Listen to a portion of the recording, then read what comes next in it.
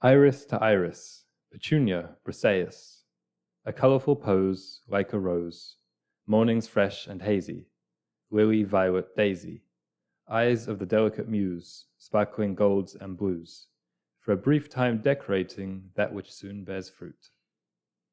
That's a poem Aaron constructed to begin this week's episode, and for once I can take credit for contributing some words to it. What do you mean for once? You always contribute, even indirectly, you're usually the muse. This week flowers were the muse, and we were the co-poets, the poets. Oh, I like that. That's kind of what we are for Solacene in general, I guess. Co-hosts, poets. So thank you all for joining us. This week we're talking about flowers, obviously. So we're just excited to talk about one of our favorite things. I tried to dress accordingly. I see you wore your grays. That's perfect. I did wear gray. Yes. Yeah, flowers. I think it probably is not going to be the most in-depth episode. No. Maybe not even the most heavy-hitting.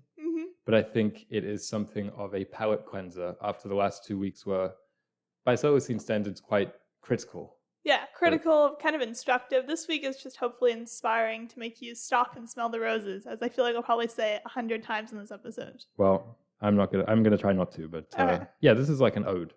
Yeah. It's an ode to flowers. So we didn't ask ourselves any questions. We kind of just said, why do we like flowers? Yeah. I guess that is a question. That is a question. I started with learning a little bit about flowers, their history. As you can imagine, flowers have always been a pretty significant part of symbolism and of culture throughout all histories across all parts of the world, because most plants flower. It's not just one specific type of thing that's a flower. Like trees can flower, fruit trees flower.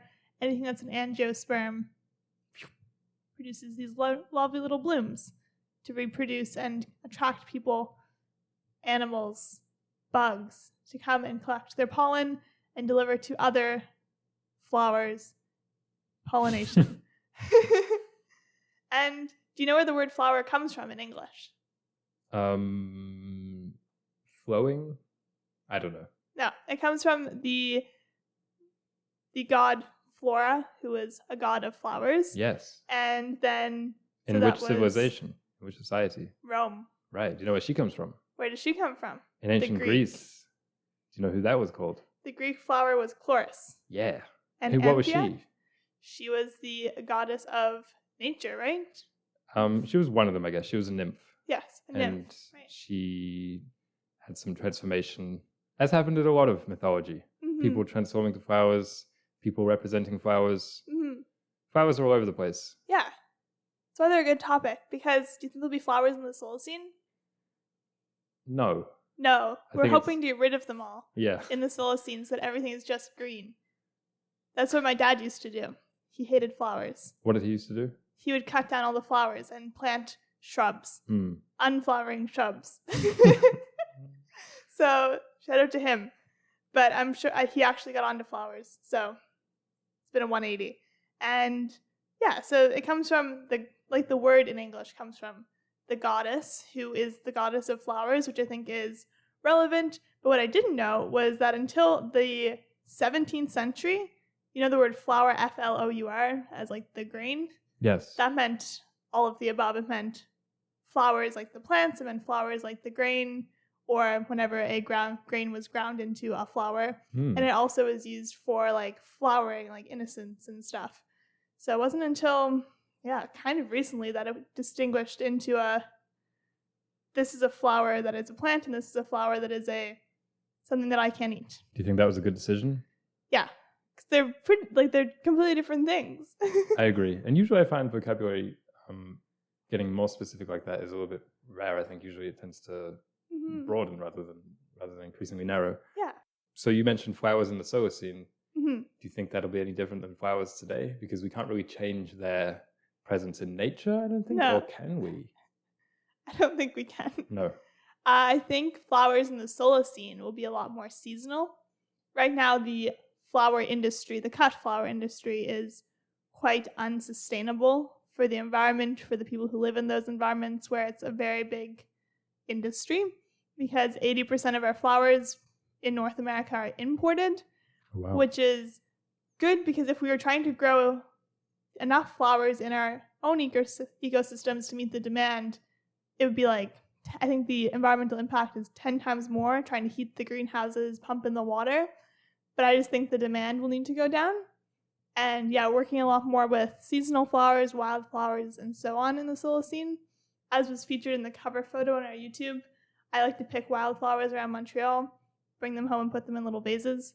And it works. It doesn't happen in winter, but it happens in summer. Yeah, I'm surprised about the cut flower industry Mm-hmm. because I used to work at a garden center and we didn't sell any cut flowers, but people would still buy a lot of rose shrubs and even annual plants. Mm-hmm. And I feel like that might be a little bit better because then at least they are growing the thing and not just really importing it. I don't know. Yeah, and it's also, if you're planting flowers that are ideally native to the area, therefore they'll promote biodiversity of other species, like of animals and insects, I think that's good. And also, yeah, if you get them that come back every year and you can cut them yourself, it's all good things, I think. Something that I've recently learned about is flower juice. Yes, you did learn otherwise about that. known as tea. Yes, tea. Yeah. Because I thought that tea was just a specific plant, but you informed me that it's almost more of a verb. You tea things. Yeah. It's almost more of a category of things that can become this type of drink. Yes. And that has really opened my consciousness. And then I was looking into it, and flowers are actually good for you. Yeah. So I think people know about the likes of lavender and maybe rose is very trendy, I think. Yeah. Chamomile. That echinacea. is hibiscus. Hibiscus is good. So many. Yeah. You can make, I prefer the term flower juice. Yeah. But to each their own. Yeah. You can use whatever adjective you want to describe the steeping process. So I want to start drinking them. Yeah. Dandelion juice. Exactly. Wow. I think flowers are so cool because of their medicinal properties. I had a list of reasons I like flowers, and I'm sure I'll just kind of hit on them as we go through. No, it's hit them all. But, like, they're medicinal, and they're beautiful. And I was reading a lot about how they can be used in medicine in certain parts of the world. Like, lotus flowers in India are just, like, ubiquitous with medicine. Like, it's even the symbol in a lot of hospitals and things because you can use all parts of the lotus flower to cure different maladies. But a lot of the traditional medicine across the world that relies on flowers hasn't been researched by northern medicine, so it's not like legitimized for the most part. But I think even if there was proof that it didn't work in like a scientific setting, clearly it does work in a placebo or in a psychological setting, because I think our bodies have a lot of power to heal themselves. And it's like, if I spritz my bedroom with lavender every other night and think it's going to give me a better sleep, odds are it will give me a better sleep. So I just think flowers are great because they have that power. It sounds to me like you're maybe you're reading a little bit too much into Gwyneth Paltrow last week. I'm just joking. I agree. Of course, I mean, if every single people's ever was like, these flowers are, wow, these actually do this for you and things, and there must be at least some truth to it. Regarding the lotus, because I was looking into just like some various myths and stories of histories of different plants, and yeah, the lotus, there was this quote from Confucius who said that, and I really like this quote, "I love the lotus because while growing from mud, despite growing from mud, it is unstained."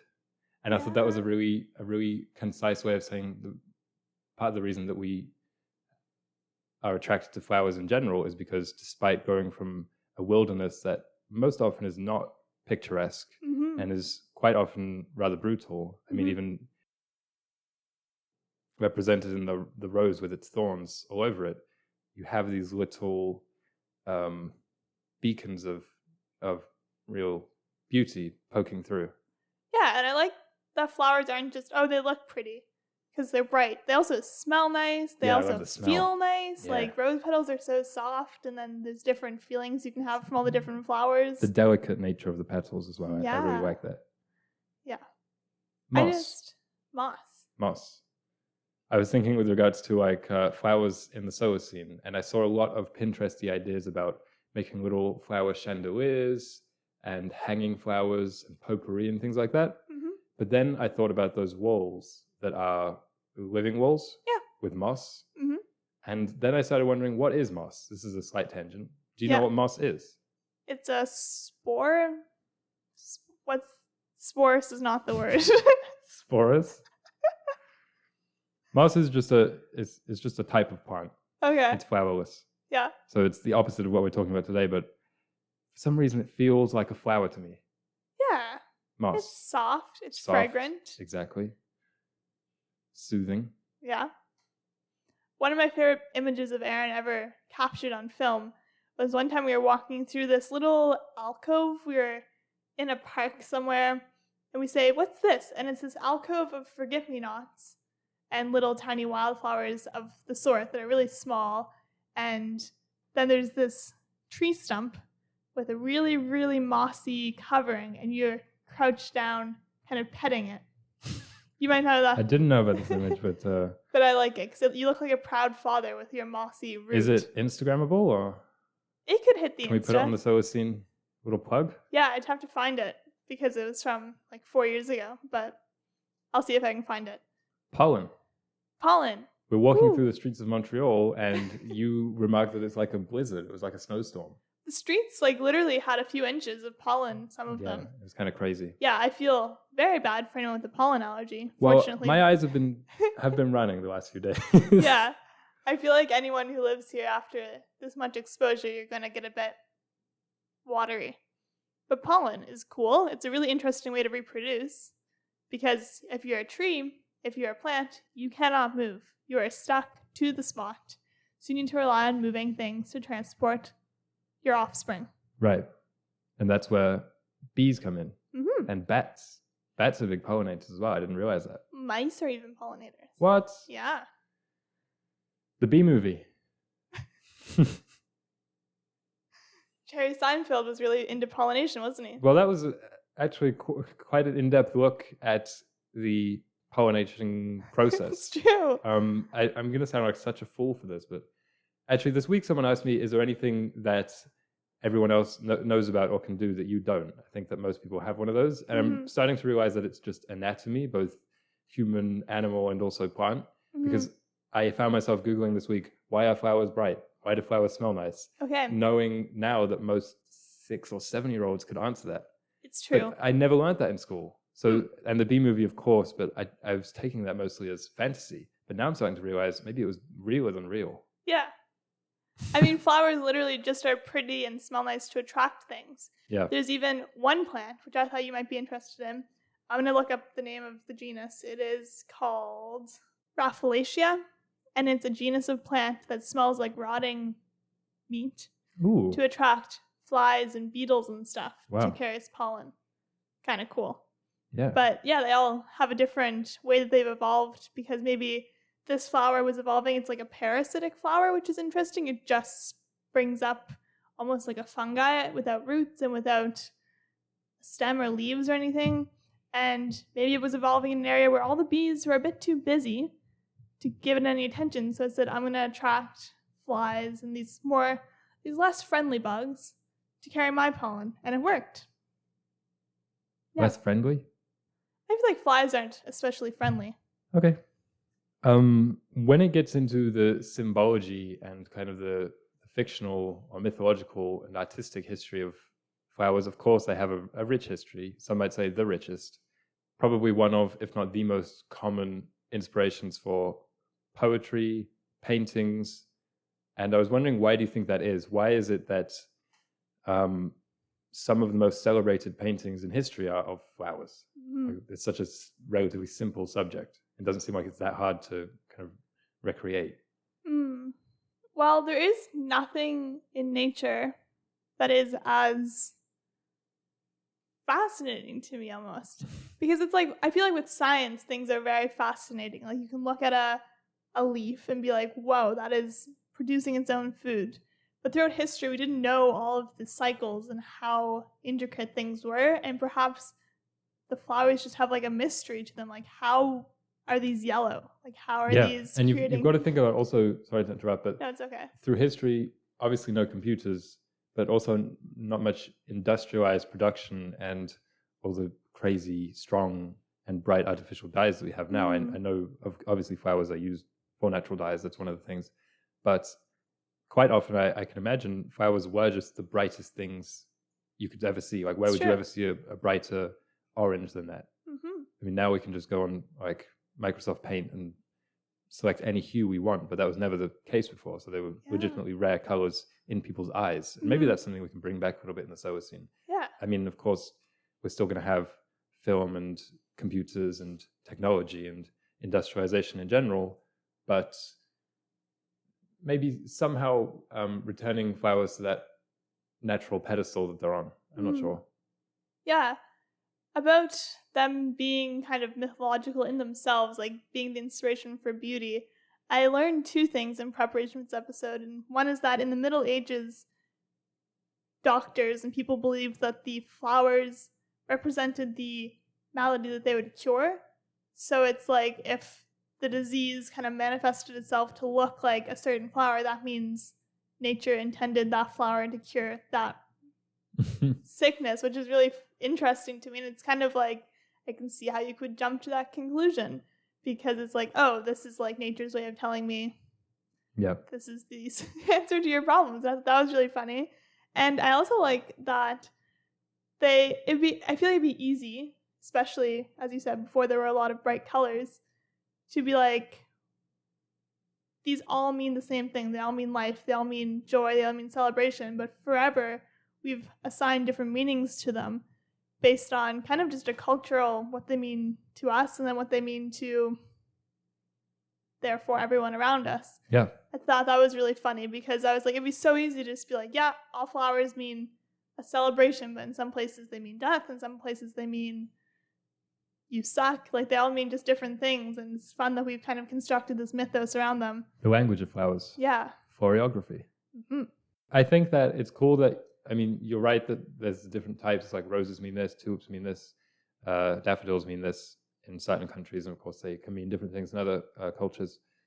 But as a whole, when you talk about flowers blooming in mythology and stories, that generalization is almost always symbolic for things are right, like things are good, things are pure. At the end of the story, flowers will bloom. Yeah. Or quite often in mythology, it'll be to commemorate blood spilling or tears falling of a god or goddess who died, or a particular hero. And it's just like there's this sense that flowers are the indicator for the world being happy. Like the Bible uses it a lot. I think I looked it up. It said over 100 times is the word flowers used in the Bible, and it's always like, this was good, and so flowers bloomed.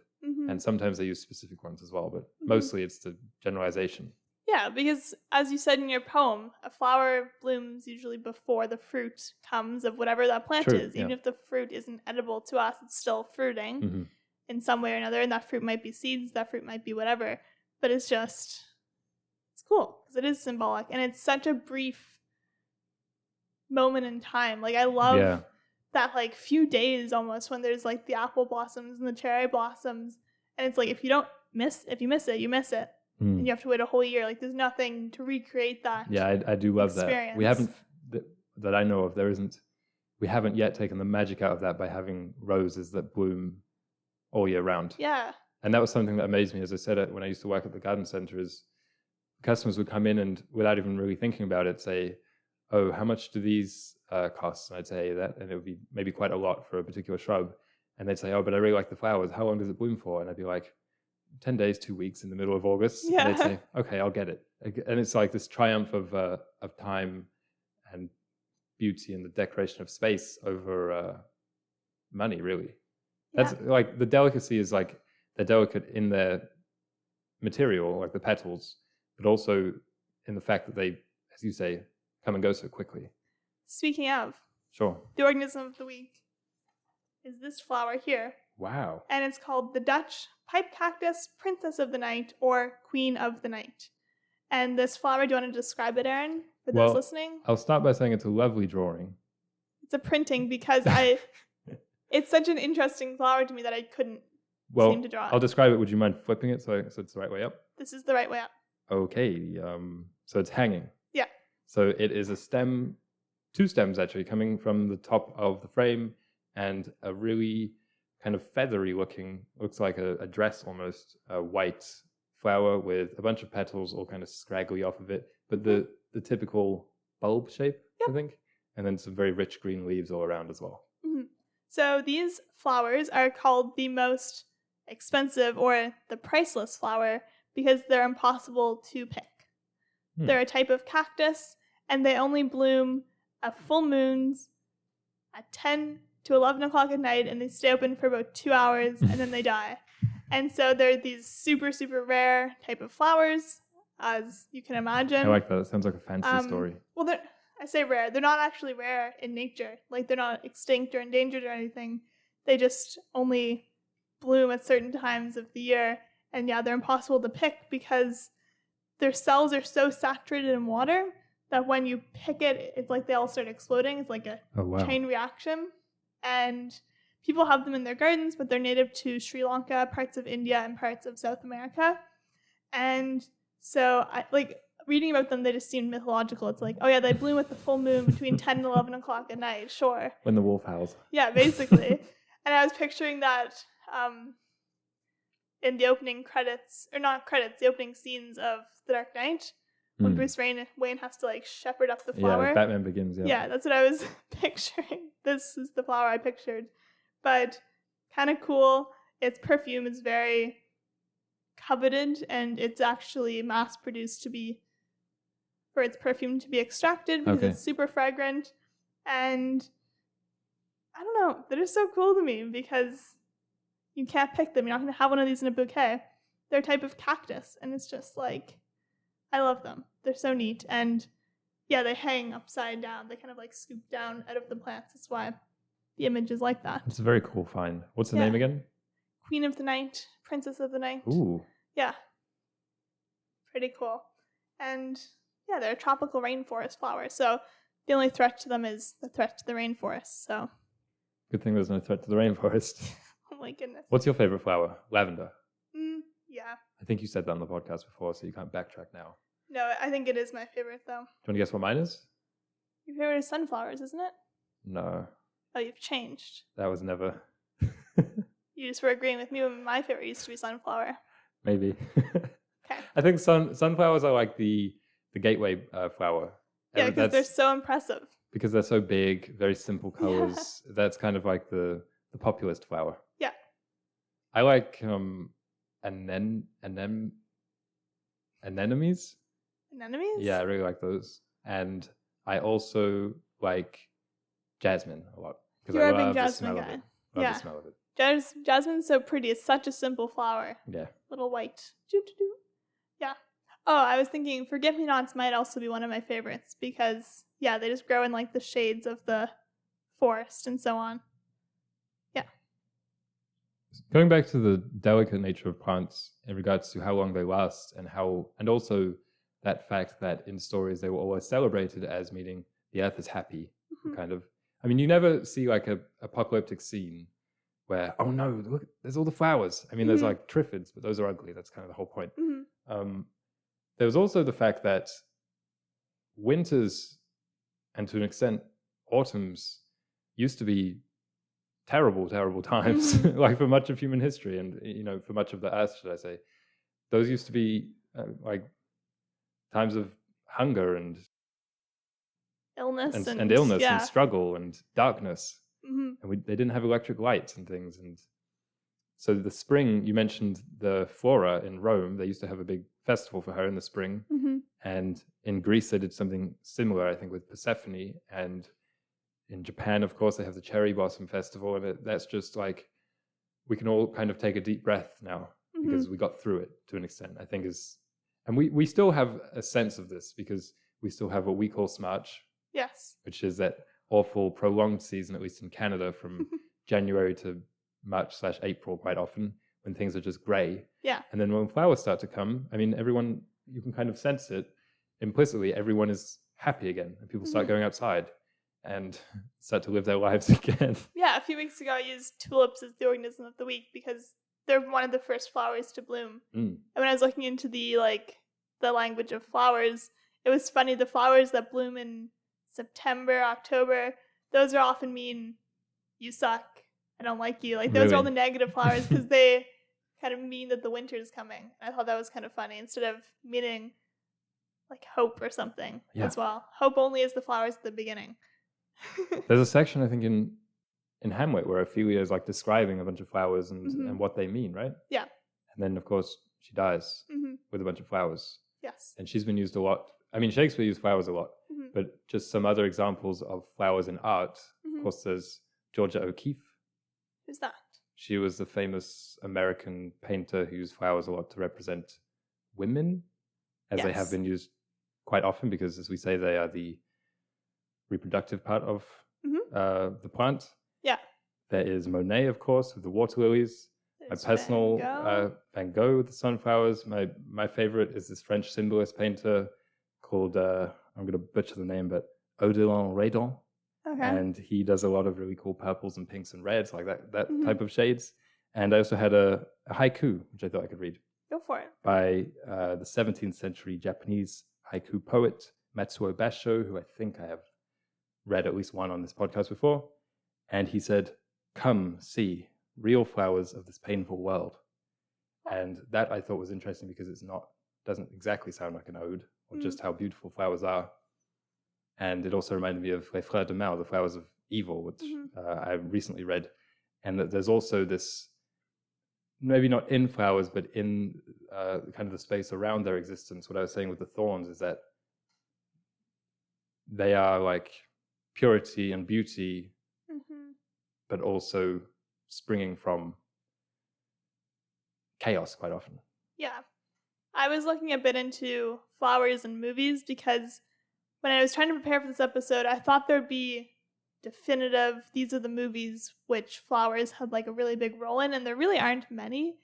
But in my head, I was like, I know there's a few that I wanted to mention, the floristry of these movies, because it was so striking.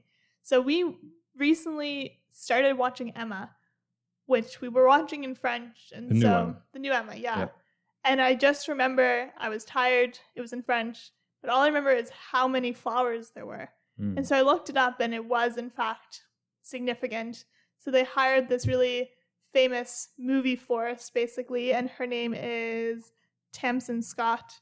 And she basically went into these in-depth studies of each character, consulted their actors, consulted the people like who knew about the time period, and then each character had like a set of flowers to mean like what each of their moods were, and it was this whole mythos that she created surrounding each character. And then those sets are just packed with flowers, and a lot of the time they're in the foreground as well. And do you remember the opening scene from Emma? No. She has a greenhouse. Oh yes. Which was called a cutting garden, which a lot of posh, very rich people had in the Victorian era, which was you'd go there to cut your flowers for your parties, for your friends, whatever. And she went to a cutting garden, and she was picking flowers based on their meaning to give to a friend who was leaving. And I thought that was cool. The cutting gardens were just a thing. They had a cutting garden, then they had a cooking garden for very different purposes. And so Emma, the flowers just were very important to the set and to the story that was being told in that film. And then one more I wanted to mention was the scene in The Great Gatsby where Daisy and Gatsby are reunited. And he imports a whole greenhouse worth of orchids. And then she's like sitting in this room that's just packed with orchids. And it was to mean she was like, her innocence is obviously like central to that story. But it's also like he literally just cut down a field worth of orchids to try and like show his love to him. It's like a whole thing. I just think flowers are, so fun, so cool. And then there were two negative like flower instances that came to mind. There was the last scene in Midsummer, or not the last scene, but when she's in the flower dress. Very famous image. And then in Hunger Games, in the third movie, I think, in Mockingjay Part 1, the Capitol drops a shipload of white roses onto Katniss as she's like walking around the ruins of District 12. And I was like, well, the villain in the Hunger Games is all about flowers, all isn't about white roses. Anyway, those were just in my mind, and I was kind of reflecting on their meanings in all those movies.